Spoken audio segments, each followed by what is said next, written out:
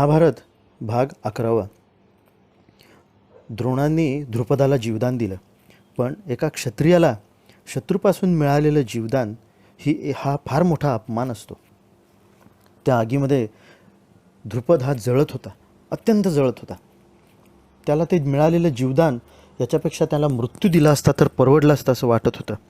खजील होऊन मान खाली घालून लाजिरवाण्या भावनेने तो स्वतःच्या राज्यात पोचला. अर्ध राज्य द्रोणांनी स्वतःकडे ठेवून घेतलं होतं. त्याला काही समजेना काय करावी. त्यांनी शंकराची उपासना करायला सुरुवात केली आणि शंकर प्रसन्न झाल्यावर मागणी केली की मला एक अपत्य दे, जे माझ्या झालेल्या अपमानाचा द्रोणांकडून बदला घेईल. त्यांना झाली मुलगी. त्यांचा विश्वासच बसेना की शिवाला मी प्रार्थना केली मला बदला घेण्यासाठी अपत्य दे म्हणून, आणि हा काय प्रकार आहे, मुलगी कशी झाली. त्यांनी पुन्हा शंकराला आवाहन केलं, हे काय मला मुलगी दिलीस तू. तर ती मुलगी म्हणजे मागच्या जन्मीची अंबा होय. हो, तीच अंबा जी भीष्मांचा बदला घेण्यासाठी पुनर्जन्म घेऊन येणार होती, तीच ही अंबा. मुलगी आई माहीत असूनसुद्धा द्रुपदाने तिचा सांभाळ एका राजकुमारासारखा करायला सुरुवात केला. त्याचं शिक्षणसुद्धा एका राजकुमारासारखं चालू झालं. कपडे राजकुमारासारखे घालायचे आणि ती वागायचीसुद्धा राजकुमारासारखी. असेच दिवस जात गेले. युद्धकला वगैरे सगळ्यामध्ये तिचं शिक्षण सुरू असताना ती मोठी होत होती. 14 वर्षाची झाल्यावर स्त्री शरीराचा स्वाभाविक जो अंगीकार असतो त्याप्रमाणे तिच्या शरीरातले बदल व्हायला सुरुवात झाली आणि हळूहळू तिला स्वतःलाच लक्षात यायला लागलं की मी स्त्रीसारखी दिसते. म्हणून ती जंगलात निघून गेली. जंगलात निघून गेल्यानंतर तिला जंगलात एक यक्ष भेटला. त्याने तिला पाहिलं आणि ती उदास खजील असलेली पाहून त्या स्तूनकर्ण नावाच्या यक्षानं तिला विचारलं की तुझं दुःख काय आहे.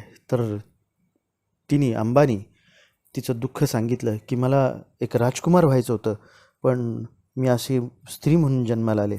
मला वडिलांच्या अपमानाचा बदला घ्यायचा होता, पण स्त्री वेशात मी तो बदला कसा घेऊ. तर त्या स्तूनकर्णाने तिचं म्हणणं ऐकलं आणि तो तिला प्रसन्न झाला आणि आशीर्वाद दिला की तू सर्वांच्या समोर दिसशील एक राजकुमारच, पण तू आतून असशील स्त्री. सर्वांच्या समोर तू पुरुषच असशील, दिसायला तू पुरुष असशील, तुला शरीर पुरुषाचं असेल, पण तू स्त्रीच असशील मनाने, एवढं लक्षात ठेव. तिचं नाव शिखंडी. द्रुपद अजून त्या आगीत जळतच होता आणि त्याला काय करावं सुचेना आणि त्याने पुत्रकर्मी यज्ञ करण्याचा एक अनुष्ठान करण्याचा संकल्प केला. त्या यज्ञापासून त्याला 2 अपत्य झाली, एक मुलगा आणि एक मुलगी. त्याने वर मागितला होता मुलाचा, पण 2 अपत्य झाली. मुलीचं नाव ठेवलं द्रौपदी, मुलगा झाला दृष्टद्युम्न. मुलगा हा द्रोणांचा बदला घेण्यासाठी आणि मुलगी ही कुरुवंशामध्ये फूट पाडून त्यांचा नाश करण्यासाठी. द्रुपदाची इच्छा होती त्याचे मुलीचं लग्न हे सर्वोत्कृष्ट धनुर्धराशी व्हावं. आणि सर्वोत्कृष्ट धनुर्धर योद्धा असा पृथ्वीवरती कोण. तर त्यांनी भगवान श्रीकृष्णांबद्दल ऐकलं होतं. 17 वेळा जरासंधाने मथुरेवर आक्रमण केलं होतं आणि 17 वेळा श्रीकृष्णाने बलरामाने त्यांना हरवून परत पाठवलं होतं, हे तो ऐकून होता. 18व्या वेळी जेव्हा जरासंधाने पश्चिमेकडील लोकांना, म्हणजे आजच्या काळातील अफगाणिस्तान असावं, त्यांना घेऊन मथुरेवरती आक्रमण केलं, मथुरेला वेढा घातला. श्रीकृष्णांना मथुरा सोडावी लागली, कारण इतक्या यादवांचा नरसंहार ते बघू शकले नसते. त्यांनी नागरिकांना खालच्या दिशेला शहर सोडून दक्षिणेच्या बाजूला निघायला सांगितलं आणि ते पोचले एका बेटावरती. गुजरातमधलं ते बेट द्वारका नावाचं, तिथे ते पोचले. तिथं ते बेट त्यांना तयार अशा शहरासारखंच भेटलं. तिथला राजा होता रेवता आणि त्याची मुलगी होती रेवती. त्या राजाची इच्छा होती की रेवतीचं लग्न व्हावं, कारण रेवतीचं लग्नच होत नव्हतं. ती शरीराने थोडी धडधाकट आणि भक्कम अशी होती, त्यामुळे तिला साजेस असा वर मिळत नव्हता. बलराम तिच्यासाठी साजेसे ठरले आणि त्या रेवतीचं आणि बलरामांचं लग्न झालं. ही सोयरीक झाल्यामुळं श्रीकृष्णांना त्यांची नवीन राजधानी भेटली द्वारकेच्या रूपाने. आणि श्रीकृष्णांनी आजूबाजूचे भाग जिंकायला सुरुवात केली आणि जिथे ते जिंकत तिथल्या स्त्रियांशी, तिथल्या मुलींशी लग्न करून घेत, जेणेकरून पुन्हा ते स्वतःच्या राज्यावरती आक्रमण करणार नाहीत.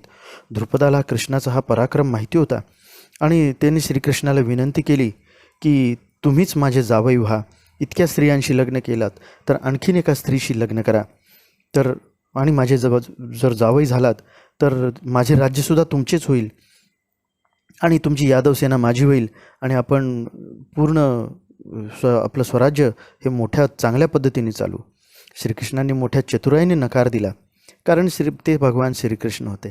त्यांना सर्व विधिलिखित काय आहे ते माहिती होतं, त्यांना भविष्य माहिती होतं, त्यांना भूतकाळ माहिती होता.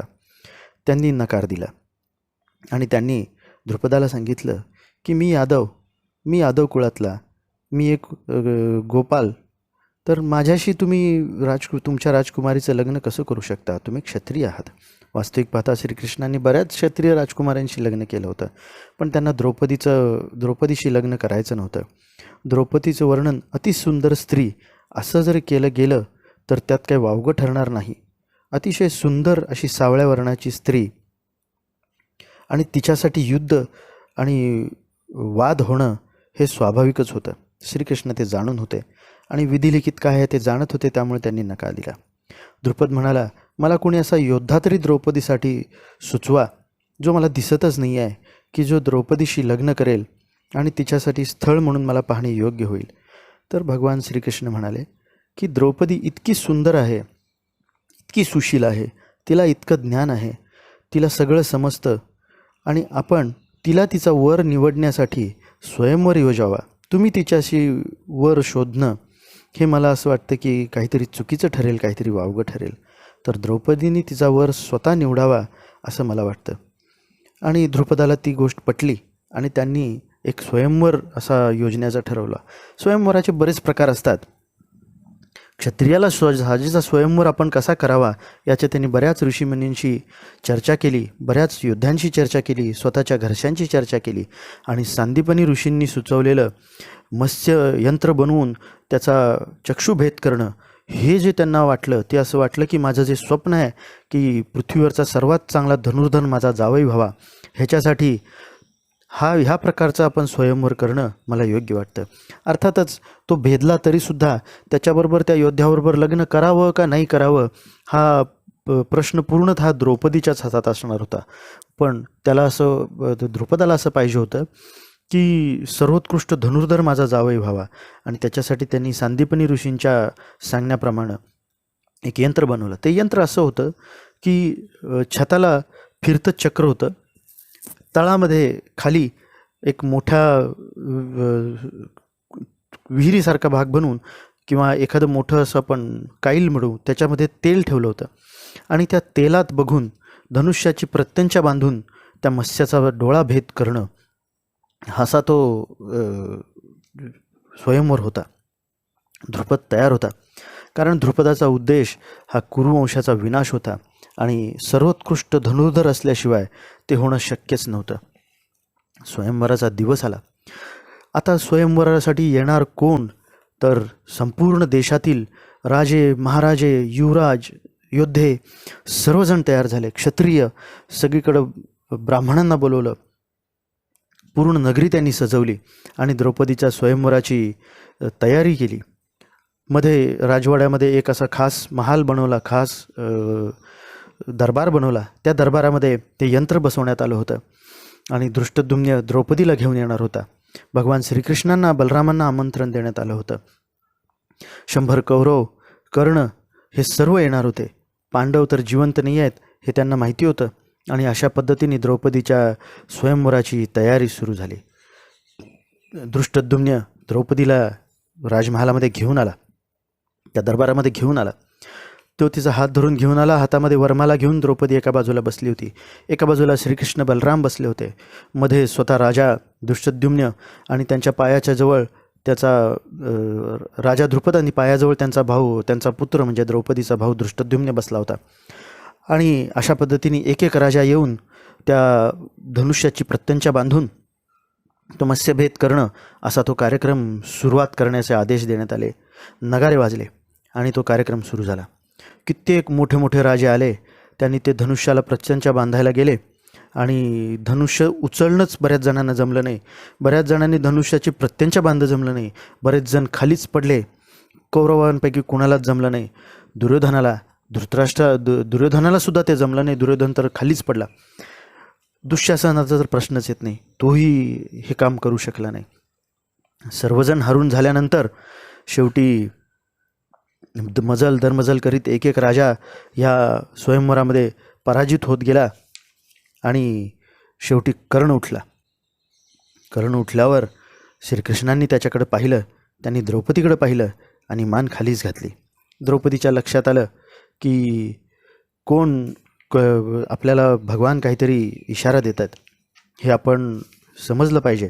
म्हणून त्यांनी कर्णाला, जसा कर्ण उठला त्यांनी धनुष्य उचलला, प्रत्यंचा बांधली आणि त्याला बाण जोडला.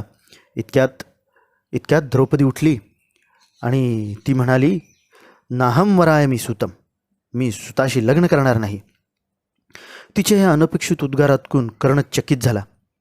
त्याने धनुष्य खाली ठेवले, किंचित रागाने तिच्याकडे पाहिले आणि थोडंसं विस्मित पद्धतीने हसतच तो आपल्या जागेवर जाऊन बसला. वास्तविक पाहता कर्णाला हसू येणं स्वाभाविकच होतं, कारण आतापर्यंत एकही क्षत्रिय युवराज, राजपुत्र, राजा त्याला जमलं नाही. ते त्याने एकट्याने करून दाखवलं होतं आणि त्यामुळे त्याला त्या गोष्टीचा आनंदच झाला की ह्या सर्वांपेक्षा मी श्रेष्ठ आहे म्हणून. आणि तात्कालीन रूढ सामाजिक रीतीप्रमाणे क्षत्रिय राजकन्या कधी एका सूतपुत्राशी लग्न करू शकणार नव्हती. त्यामुळं त्याला ती गोष्ट मान्य होती. तरीसुद्धा त्याने तो प्रयत्न केला होता आणि त्याला यश आलं होतं. धृष्टद्युम्नाने सुरुवातीलाच जी घोषणा केली होती की त्याच्या कुलाचा स्पष्ट उल्लेख व्हावा, तसा कर्णाने त्याच्या कुलाचा उल्लेख केलाच होता. पण त्याला तो वर जिंकायचा नव्हता, तर मी श्रेष्ठ आहे दाखवायचं होतं आणि क्षत्रियांसमोर माझा पराक्रम हा अद्वितीय आहे हे दाखवण्याची त्याच्यामध्ये खुमखुमी होती. अर्थातच ती युर्मी यशस्वी झाली होती. धृष्टद्युम्न आणि राजा द्रुपद किंवा आणखी कोणी ज्येष्ठ क्षत्रिय आपल्या धनुष्याला हात लावायला प्रतिबंध करतील अशी त्याला अपेक्षा होती, पण तशी करण्याची कुणाचीच हिंमत झाली नाही आणि त्यातही त्याचा अहंकाराला खतपाणी लाभले. शिवाय द्रौपदीला स्वतःलाच हे सांगावे लागले. तेव्हा तो मनातल्या मनात म्हणाला असावा की द्रौपदी, आता तुझे लग्न होण्याचा संभवच नाही. कर्ण हसत आपल्या जागी जाऊन बसला आणि मोठ्या उत्सुकतेने पाहू लागला की कोण जिंकण्यासाठी इथं वीर आहे का. साऱ्या सभा मंडपात शांतता पसरली होती. कोण दोरी लावणार? उठा.